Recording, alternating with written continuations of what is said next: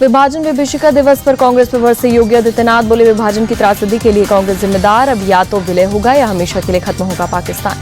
CM योगी बोले जाति के नाम पर देश में विभाजन की हो रही है कोशिश, विभाजनकारी ताकतों से सावधान रहने की जरूरत। बांग्लादेश को लेकर भी बोले योगी, जो 1947 में हुआ वो बांग्लादेश में हो रहा है, बांग्लादेश के हिंदुओं के लिए कोई नहीं बोल रहा।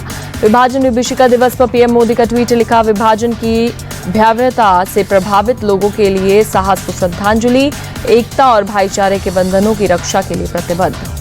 दिल्ली से बीजेपी सांसद बांसुरी स्वराज का बयान भ्रष्टाचारियों और बलात्कारियों को संरक्षण देता है इंडिया अलायंस। बांसुरी स्वराज का प्रियंका गांधी से सवाल, लड़की हूं लड़ सकती हूं नारे का क्या हुआ, बंगाल और यूपी की घटनाओं पर कब जताएंगी खेद।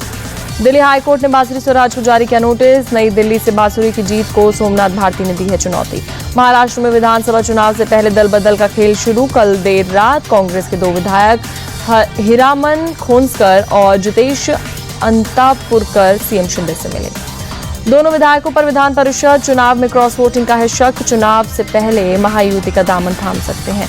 हरियाणा कांग्रेस में दरार की खबरों पर बोली सांसद कुमारी शैलजा, पार्टी में कोई दरार नहीं, ये कहानियां कैसे सामने आ रही हैं पता नहीं, आगामी चुनाव जीतना सभी का लक्ष्य।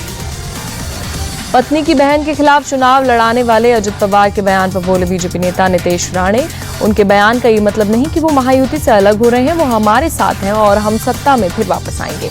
जेल से बाहर आने के बाद मनीष सिसोदिया का इंडिया टीवी पर एक्सक्लूसिव इंटरव्यू, बोले सोचा नहीं था 17 महीने ऐसे आरोप में जेल में रहूंगा, शराब घोटाला हुआ ही नहीं, ये सिर्फ मनोहर कहानियां। इंडिया टीवी से बातचीत में मनीष सिसोदिया का बड़ा दावा, बोले जमानत के लिए मुझे केजरीवाल के खिलाफ बोलने का कहा गया, कोर्ट में ईडी ने कहा डरा धमका कर बयान लेने पड़ते हैं।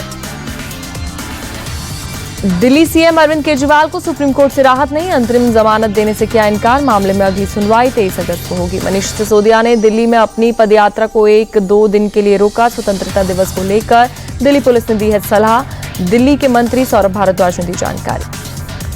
दिल्ली में विदेश मंत्री एस जयशंकर से मिले जर्मन सांसद, भारत और जर्मनी संबंधों के विकास पर हुई बातचीत।